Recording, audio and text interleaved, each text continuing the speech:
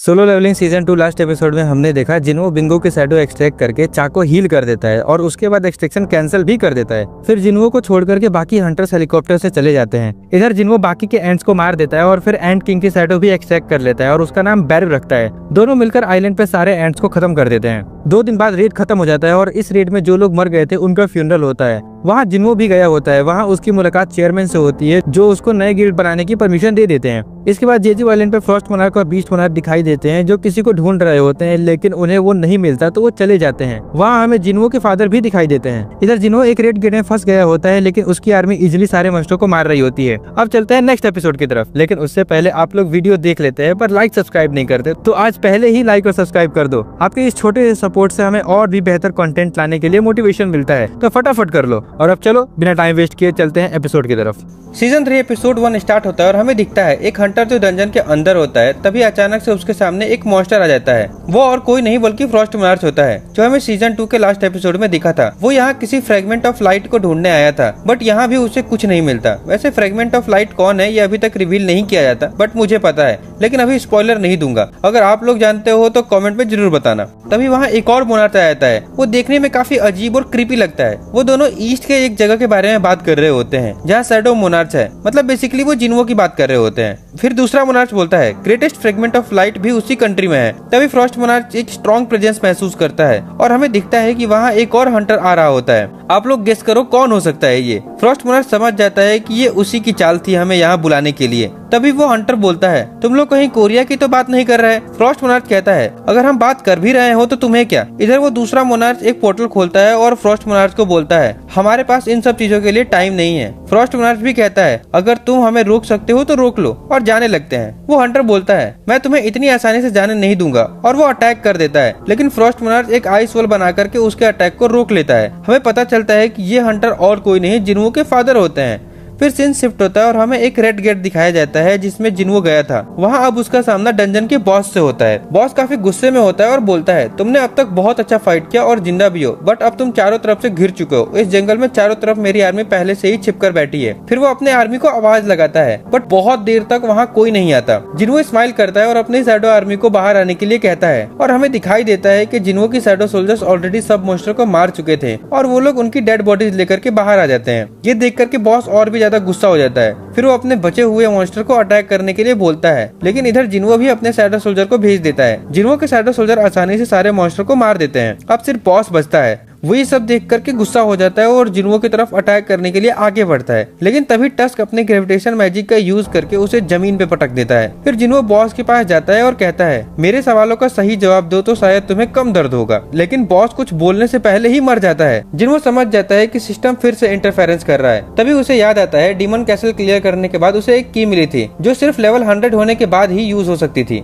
चूंकि Jeju island red के बाद उसका लेवल 100 हो चुका था, तो वो उस की को अपने इन्वेंट्री से निकालता है और उसके सामने उस की सारी इन्फॉर्मेशन आ जाती है। उसे पता चलता है कि ये की डबल डंजन वाले टेम्पल की है, वही डबल डंजन जहाँ जिन्हो को उसकी पावर मिली थी। ये काफी बड़ी बात होती है जिन्हो के लिए, क्योंकि जिस सिस्टम की वजह से वो इतना स्ट्रॉन्ग बना है उसके बारे में वो कुछ नहीं जानता। और जब भी उसने सिस्टम के बारे में जानने की कोशिश की तब सिस्टम ने इंटरफेरेंस कर दिया। लेकिन अब फाइनली सिस्टम खुद उसे बुला रहा था। वो सोचता है चलो फाइनली अब सिस्टम के बारे में जान पाऊंगा। लेकिन तभी वो देखता है कि इस की पर एक टाइमर लगा है 417 घंटे का, मतलब वो अभी यूज नहीं कर सकता उसको। वो सोचता है इतना वेट किया है तो थोड़ा और सही।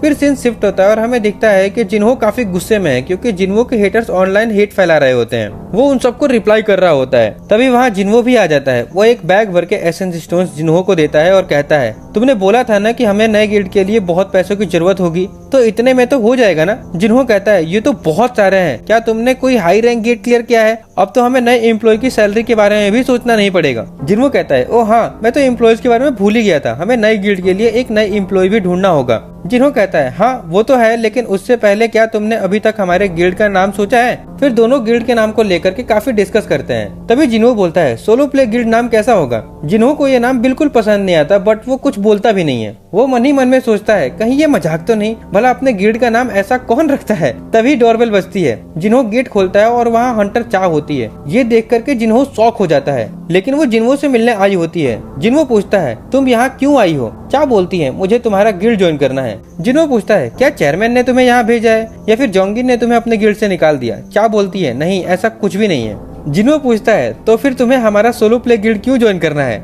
ये सुनकर चा शॉक हो जाती है। वो पूछती है क्या तुम सच में अपने गिल्ड का नाम सोलो प्ले रखे हो। जिन्हो कहता है हाँ, मैंने और हमारे वाइस गिल्ड मास्टर ने मिलकर डिसाइड किया है। जिन्हो बोलता है वेट, मैंने कब डिसाइड किया, और मैं जो नाम सजेस्ट किया था उसका क्या। जिन्हो कहता है तुमने कुछ कहा ही नहीं तो मुझे लगा तुम भी एग्री करते हो। तभी जिन्हो नोटिस करता है कि चा की हार्ट बीट बहुत तेज है लेकिन वो नॉर्मल एक्ट कर रही है। उसे शक होता है कि वो कुछ छुपा रही है। जिन्हो कहता है तुम अभी भी अपने पुराने गिल्ड के साथ कॉन्ट्रैक्ट में हो, तुम हमारे गिल्ड में कैसे ज्वाइन कर सकती हो। चा बोलती है मैं उनको कॉन्ट्रैक्ट तोड़ने के लिए पेनल्टी पे कर दूंगी, जो भी अमाउंट होगा। जिन्हो और ज्यादा डाउट करने लगता है। वो सोचता है इतनी बड़ी पेनल्टी पे करने को भी रेडी है सिर्फ मेरे गिल्ड में आने के लिए। जिन्हो कहता है हमारे पास तुम्हारे जैसे एस रैंक हंटर को सैलरी देने के लिए पैसे नहीं है। चा कहती है मुझे सैलरी भी नहीं चाहिए। जिन्हो पूछता है तो फिर क्यों ज्वाइन करना चाहती हो हमारी गिल्ड। चा ब्लश करने लगती है। सच तो ये है कि उसे जिन्हो से प्यार हो गया था लेकिन वो कन्फेस नहीं कर पा रही थी, इसीलिए वो बस उसके पास रहना चाहती थी, लेकिन वो कुछ बोल नहीं पा रही थी, बस ब्लश किए जा रही थी। जिन्हो कहता है ठीक है तुम ज्वाइन कर सकती हो बट उसके पहले एंट्रेंस टेस्ट देना होगा।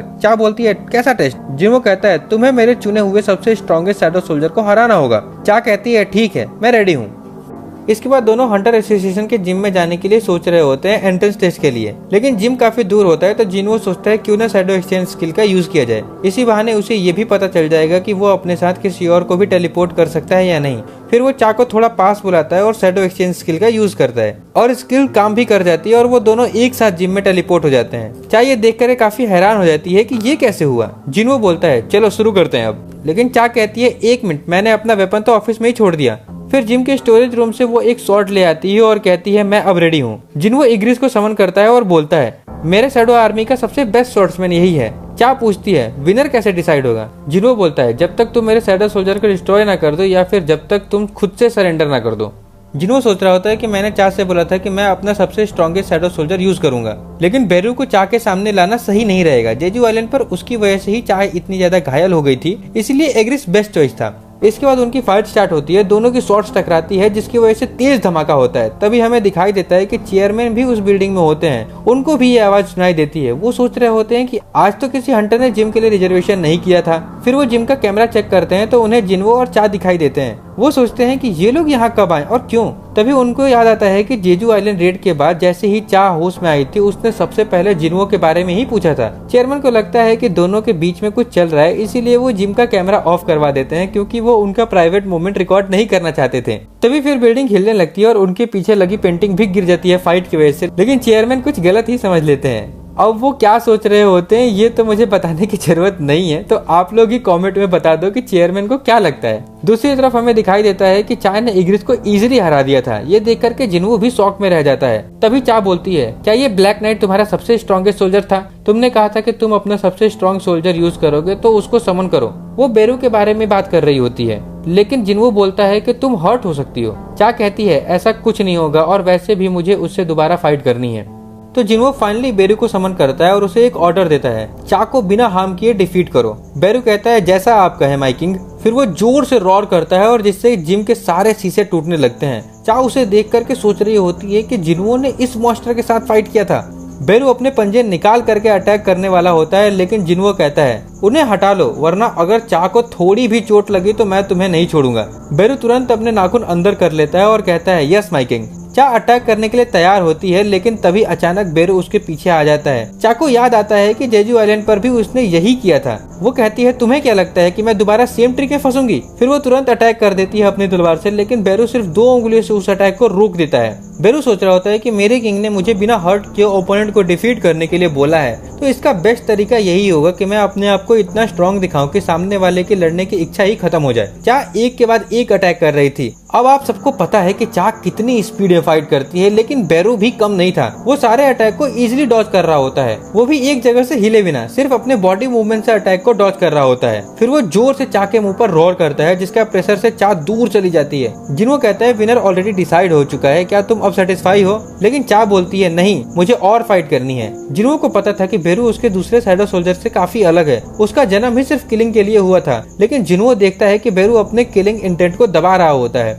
उनका फाइट दोबारा स्टार्ट होता है, लेकिन इस बार बेरू सिर्फ डिफेंड ही नहीं कर रहा होता बल्कि अटैक भी कर रहा होता है। इस वजह से चा की शॉट भी टूट जाती है, लेकिन फिर चा हार नहीं मानती। वो डिसाइड करती है कि अब वो अपना सबसे स्ट्रॉन्गेस्ट अटैक यूज करेगी और एक ही बार में फाइट खत्म करेगी। फिर वो ब्लेड ऑफ लाइट बनाती है और इस बार फाइनली अपना अटैक बेरू पर लैंड कर देती है। वो शॉट बेरू के चेस्ट में घुस जाती है। तभी हमें दिखाई देता है कि इस अटैक की वजह से बेरू अपने अंदर की किलिंग इंटेंट को ज्यादा देर तक कंट्रोल नहीं कर पाता और पूरे गुस्से में आ जाता है। उसे एंट क्वीन की बातें याद आने लगती है। वो जिन्वो का ऑर्डर भूल जाता है और एंट क्वीन का ऑर्डर फॉलो करने लगता है। मुझे अपने एनिमी को जान से मारना है। बेरू पूरा ब्लड डस्ट के साथ चा की तरफ बढ़ने लगता है। जिन्वो चिल्लाकर उसे रोकने के लिए बोलता है, लेकिन वो नहीं सुनता। तो जिन्वो जल्दी से बीच में आ जाता है और उसे रोक देता है। तब जाके बेरू शांत हो जाता है और तुरंत जमीन पर गिर के माफी मांगने लगता है। जिन्वो चा से पूछता है, तुम ठीक हो ना? फिर वो कहता है, ये सिर्फ एक एंट्रेंस टेस्ट था, तुम्हें सिर्फ इसके लिए अपनी जान को रिस्क में डालने की क्या जरूरत थी? लेकिन चा चुप रहती है और वो कुछ नहीं बोलती। फिर जिन्वो बोलता है, तुम्हें आखिर मेरे गिल्ड में क्यों ज्वाइन करना है? क्या चाहती हो तुम? कहीं ऐसा तो नहीं कि तुम्हें मुझ में इंटरेस्ट है? लेकिन फिर वो सोचता है, ये तो हो ही नहीं सकता, जरूर कुछ और बात होगी। वो जाने लगता है। तभी चा बोलती है, हाँ मुझे तुम में ही इंटरेस्ट है। इतना कह करके वो ब्लश करने लगती है और इसी के साथ ये एपिसोड खत्म हो जाता है। लेकिन